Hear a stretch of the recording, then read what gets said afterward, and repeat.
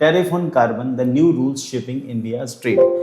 थोड़े दिन पहले हम लोगों ने इससे रिलेटेड एक न्यूज़ की थी, आप लोगों को याद होगा, कार्बन ट्रेड से रिलेटेड यूरोप के साथ इंडिया का जो एग्रीमेंट हुआ उसके अकॉर्डिंगली हम लोगों ने डिस्कस किया था कि यूरोपियन यूनियन के साथ हमारा जो डील हुआ उस डील के अकॉर्डिंगली इंडिया और यूरोपियन यूनियन के बीच में जो जो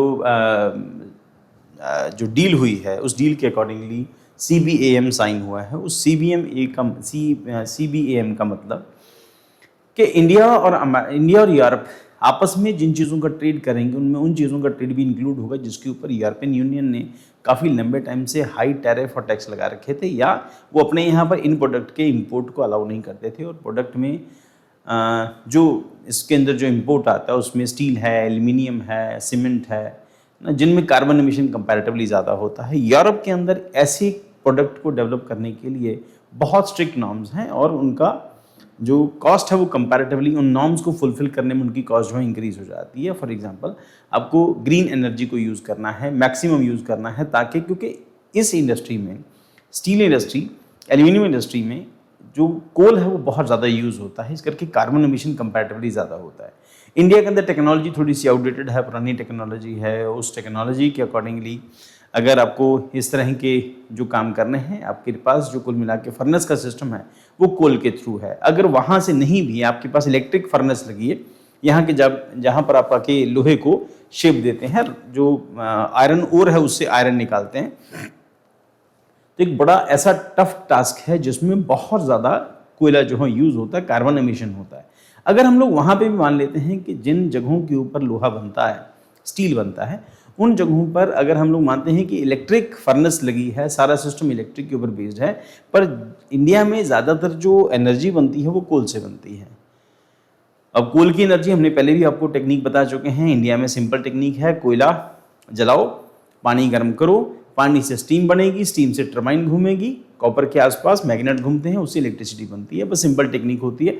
कहीं पर भी इलेक्ट्रिसिटी बन रही है, कुल मिला के टेक्निक की है, चाहे वो न्यूक्लियर टेक्नोलॉजी भी है। अब न्यूक्लियर टेक्नोलॉजी में क्योंकि कोल नहीं बर्न होता तो सिर्फ यूरेनियम होता है, तो यूरेनियम होने की वजह से कार्बन एमिशन नहीं होता।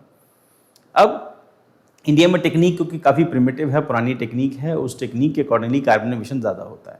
अब गवर्नमेंट ऑफ इंडिया ने इसका सोल्यूशन ये ढूंढा कि हमें एक्सपोर्ट तो करना है, तो ऐसा है कि कंपनीज को हम लोग एक ड्यूटी लगा देते हैं कि आपको कार्बन एमिशन कम करना है, और कार्बन एमिशन अगर हो भी रहा है तो उसको बैलेंस कर सकते हैं, आप उतनी प्लांटेशन ज़्यादा कर दो। तो एक मैकेनिज्म गवर्नमेंट की तरफ से डेवलप किया। प्लस आप सोलर एनर्जी पे ले आओ, ज़्यादा प्लांट आपका सोलर एनर्जी पे चले, जितना हो सके मैक्सिमम सोलर एनर्जी का यूज़ करो। तो ये सब अरेंजमेंट करने के बाद डिसाइड हुआ कि इंडिया एक्सपोर्ट करेगा यूरोप को, बट ये कि इससे इंडिया की कॉस्ट जो है वो कंपैरेटिवली इंक्रीज हो जाएगी। प्लस इंडस्ट्री के ऊपर थोड़ा सा फोकस ये आ जाएगा, जो इंडस्ट्रियल हाउसेस हैं उनका फोकस ये होगा हम ज़्यादा से ज़्यादा प्लांटेशन कर दें। तो ये एक प्रोसेस रहा। तो इसके बाद इंडिया और यूरोप के बीच में डील फाइनल होगी। अल्टीमेटली हमारा प्रोडक्ट अब ये जून में स्टार्ट हो जाएगा, हमारा प्रोडक्ट यूरोप पहुंचना। यूरोपियन यूनियन की कंट्रीज़ में जो वहाँ पर जो कंपनीज़ हैं उन लोगों के पास एक ऑप्शन था कि यूरोप में नॉर्म बहुत ज़्यादा स्ट्रिक्ट थे, इस करके उनकी प्रोडक्शन कॉस्ट इंक्रीज़ हो रही थी। तो उन्होंने क्या किया, या तो यूरोप से बाहर निकल गए जहाँ पर नॉर्म्स उतने सख्त नहीं हों। तो फिर यहाँ पर यूरोपियन यूनियन ने कहा कि आप लोग यहाँ रुको, हम जिन प्रोडक्ट्स को यहाँ मंगवाएंगे उनके रेट आपके आसपास ही होंगे, आपसे बहुत ज़्यादा कम नहीं होंगे। आप अपने प्रोडक्ट बेचते रहो, अपने प्रोडक्ट बेचते रहेंगे। हम लोग टैरिफ इतना ज़्यादा लगा देंगे कि अपने प्रोडक्ट बेच ना सके। फिर उसके बाद रिलेशंस को जब आपको नॉर्मलाइज करना होता है, आपको थोड़ा बहुत समझौता करना पड़ता है। फिर उनके साथ हमारी जो डील हुई उसके अकॉर्डिंगली डबल टैरिफ नहीं लगेगा, आप अपने यहाँ पर सारे अरेंजमेंट करके दो ताकि वो यूरोप में आके प्रोडक्ट बेच सके। चलो अब स्टार्ट करते हैं। European unions carbon border adjustment mechanism proposed in 2021, operational from 2026, makes a major shift in the global trade governance by linking market access with carbon emission rather than traditional tariff. This has significant implications on India's export industry, competitiveness and climate strategy. अब यहाँ पर देखो, India's export industrial competitiveness and climate strategy. Carbon border adjustment mechanism CBM है क्या? Is a climate linked trade with mechanism introduced by European union.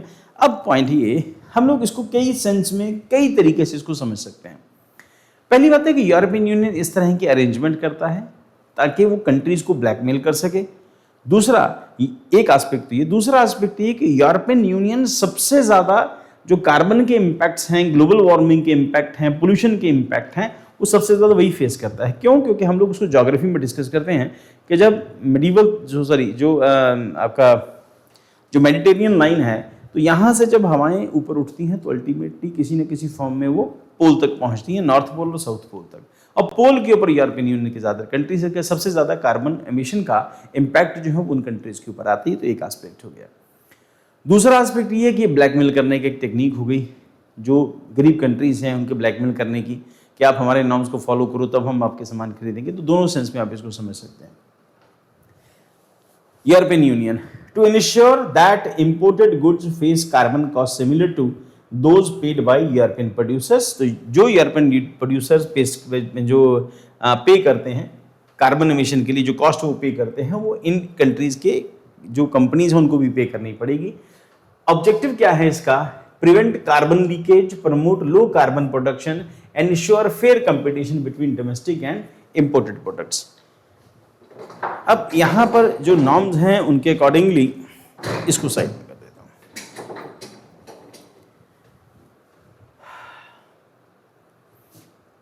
Promote low carbon production, ensure fair competition between domestic and imported product. वो जो मैंने आपको कहा था कि ये जो डोमेस्टिक प्रोडक्ट हैं अपनी इंडस्ट्री भी इनको बचा के रखनी है, और आपको इंपोर्टेड प्रोडक्ट्स के ऊपर भी फोकस करना पड़ेगा। हमारा भी एक ये है कि अगर आपको इंडिया में आके काम करना है तो आपको हमारे प्रोडक्ट बाय करने पड़ेंगे। जो भी हम एक्सेसिव प्रोड्यूस करते हैं आपको बाय करना पड़ेगा। आप अपना प्रोडक्ट आके इंडिया बेच सकते हैं, उनके पास बेचने के लिए बहुत या तो एडवांस टेक्नोलॉजी है हमें देने के लिए, मशीनरी हम इंपोर्ट कर सकते हैं, प्लस कार्बन एमिशन को कम करने की टेक्निक यूरोपियन यूनियन की कंट्रीज़ के पास, अमेरिका के पास, कनाडा के पास हमसे ज़्यादा बेटर है। तो उसके अलावा कई सारी दूसरी और चीज़ें जो यूरोप आके इंडिया बेच सकता है, क्योंकि उनके पास भी मार्केट एक्सेस थोड़ा है। इंडिया जैसी बड़ी मार्केट अगर यूरोपियन यूनियन को मिलती है, तो जहाँ पर अभी भी हम लोग डिस्कस करते हैं कि अभी हम लोग अपनी जो यूरोपियन यूनियन की कंट्रीज़ हैं उस जनरेशन से हम लोग 10 से 15 साल पीछे हैं। तो उनके प्रोडक्ट जो हैं, जो वहाँ पे बहुत एडवांस प्रोडक्ट हैं, वो आके इंडिया में बेच सकते हैं। मार्केट बहुत बड़ी मार्केट उनके लिए ओपन है। दूसरा aspect, why CBM introduced carbon leakage था occurs when industries shift production to countries with lower environmental standard, cheaper fossil fuel based manufacturing। तो यूरोपियन यूनियन से कंट्रीज यूरोप से निकल के दुनिया के अदर पार्ट्स में जाके शुरू हो गई, वहां जाके उन लोगों ने अपनी मैन्युफैक्चरिंग शुरू कर दी। अब उसके पीछे लॉजिक ये था कि यहाँ पर नॉर्म्स उतने सख्त नहीं थे, और जितनी मर्जी कार्बन प्रोड्यूस करो और प्रोडक्ट बनाओ और यूरोपियन यूनियन को बेचो। सो रिजल्ट क्या हुआ? Global emission remain high despite domestic climate regulations. CBM seeks to discourage such relocations. अब यहाँ पर ये कि अगर हमारे यहाँ से निकल के चले गए आपकी कंट्री में, अल्टीमेटली दुनिया तो एक रूम की तरह है ना। तो अगर अल्टीमेटली पोल्यूशन इस जगह पर हो, वहाँ पर हो या वहाँ पर हो, ये पोल्यूशन अल्टीमेटली इस पूरी दुनिया को फेस करना पड़ेगा। हम तो फिर पोल्यूशन फेस कर रहे हैं, यहाँ से निकल के दूसरी जगह चले गए। तो फिर एक टेक्निक हुई, ऐसा है कि आप हमारे यहाँ प्रोडक्ट बेचो, पर आप अपनी कंपनीज को स्ट्रिक्टली डायरेक्शंस दो कि कार्बन एमिशन कम से कम करें। Then how the CM different from traditional trade barrier, जो पहले चलते थे ट्रेडिशनल ट्रेड बैरियर्स TDBs, उससे डिफरेंट कैसे है? सो ट्रेडिशनल जो प्रोविजन था उसके accordingly based on quality standards, qualitative and nature and product focused, compliance through certification. ये बेस्ड ऑन कार्बन एमिशन के ऊपर बेस्ड हैं, क्वांटिफाइबल एंड प्राइस बेस्ड हैं, प्रोडक्शन प्रोसेस फोकस्ड हैं, कंप्लायंस थ्रू कार्बन अकाउंटिंग है। Significance क्या होगी इसकी? वेरी हाई क्वालिटी प्रोडक्ट्स में lose competitiveness it produces through the carbon intensive method. Impact of CBM on India क्या होगा? Impact on steel and aluminium sector के ऊपर इसका इम्पैक्ट पड़ेगा। मोस्ट वल्नरेबल सेक्टर्स हैं steel, aluminium and cement industry.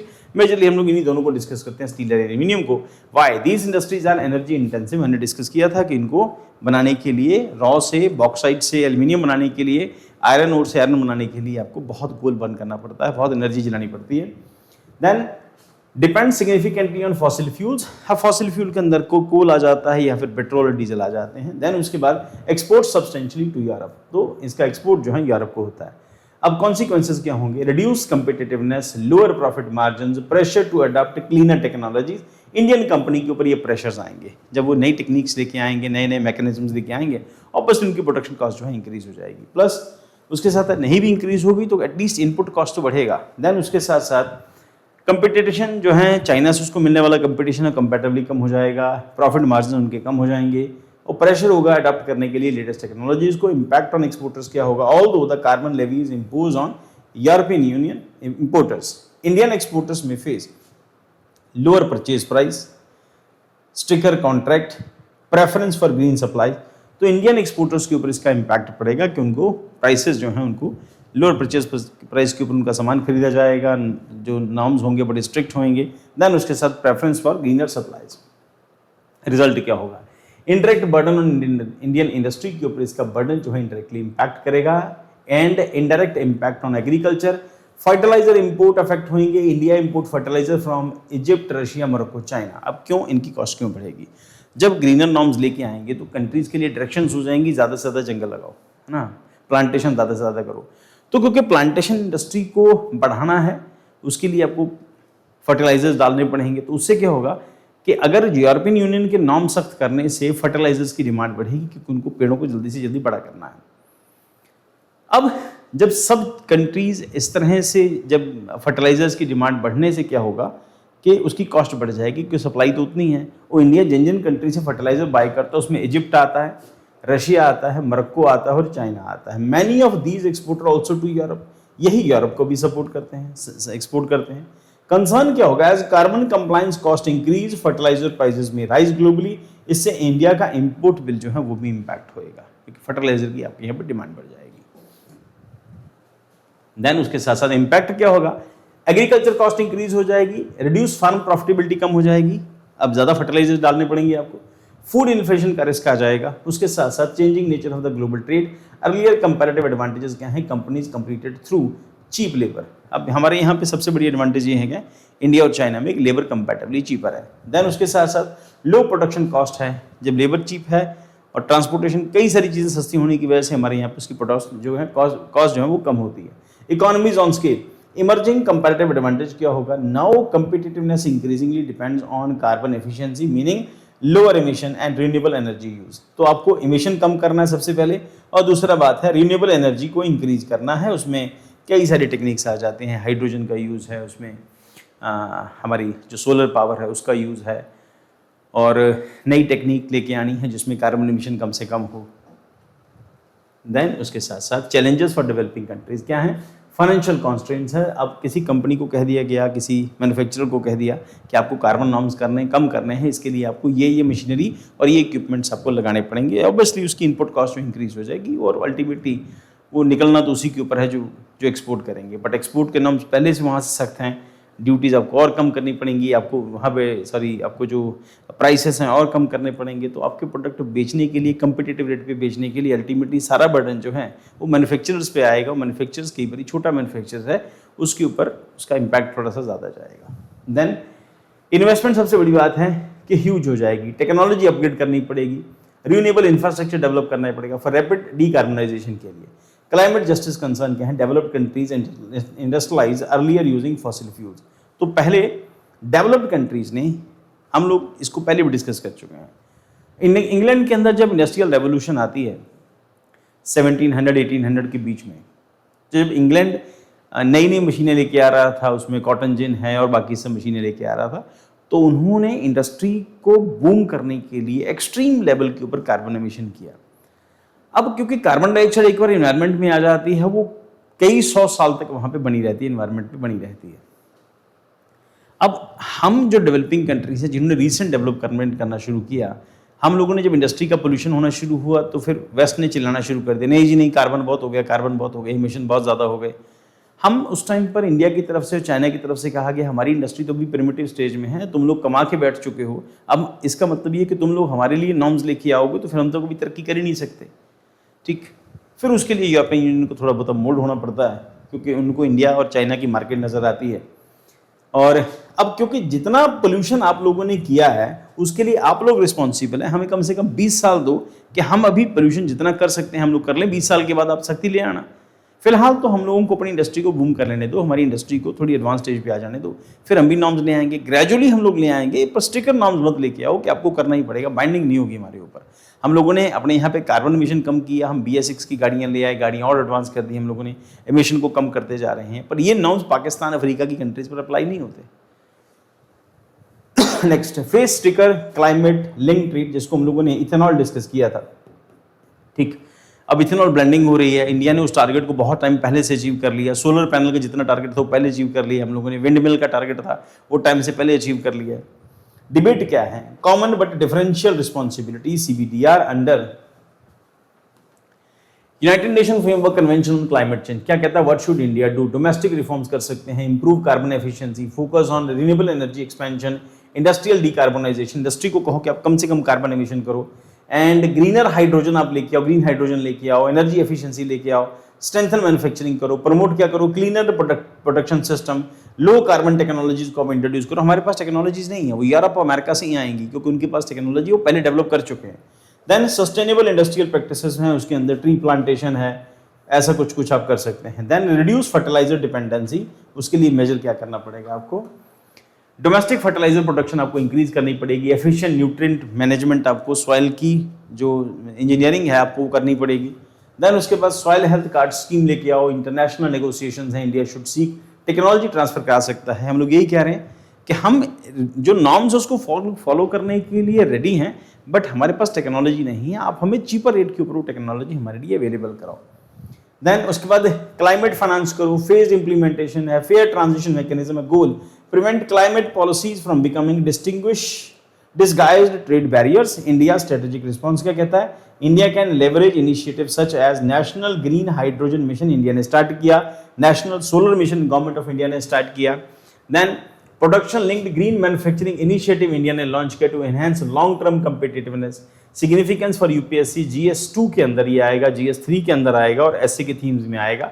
GS2 के लिए इंडिया यूरोपियन रिलेशंस में ग्लोबल गवर्नेंस, क्लाइमेट डिप्लोमेसी, जिसके अंदर IR का जो सेक्शन है उसमें ये आएगा। GS3 के अंदर international trade, climate change, industrial policy, agriculture यानी कि एग्रीकल्चर वाले सेक्शन में और EVS के सेक्शन में ये आएगा। ऐसे के थीम के अंदर climate justice, sustainable development, green growth, इन सब के अंदर ही आ सकता है।